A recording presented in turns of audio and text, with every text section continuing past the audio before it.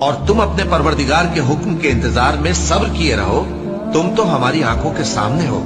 اور جب اٹھا کرو تو اپنے پروردگار کی تعریف کے ساتھ تسبیح کیا کرو، اور رات کے بعض اوقات میں بھی، اور ستاروں۔ السلام علیکم، میں ہوں سید لالا جی۔ کیا آپ شادی، کاروبار، نوکری یا سفر جیسے بڑے فیصلوں میں الجھے ہوئے ہیں؟ آپ کا دل کس طرف مطمئن ہو، یہ جاننے کا بہترین اور نبوی طریقہ ہے صلاۃ الاستخارہ۔ یہ کوئی عام دعا نہیں بلکہ اللہ سے مشورہ ہے۔ استخارہ صرف 2 رکعت نماز نفل اور اس کے بعد مسنون دعا کا نام ہے۔ سب سے پہلے 2 رکعت نماز نفل کی نیت سے پڑھیں۔ سلام پھیرنے کے بعد خشوع و خضوع سے دعا پڑھیں جو کہ آپ کو اسکرین پر دکھائی دے رہی ہے۔ یا رشید ارشدنی، یا علیم علمنی من الحال۔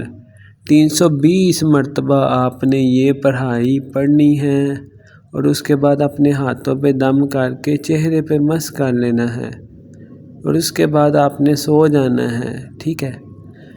آپ کا جو بھی شادی، کس سے شادی ہو، فلاں سے شادی ہو، نوکری، اس جگہ پر ملازمت کرنی چاہیے، کاروبار، یہ نیا بزنس شروع کرنا ہے یا نہیں کرنا، یاد رکھیں استخارہ کے بعد خواب یا کوئی غیبی اشارہ دیکھنا ضروری نہیں۔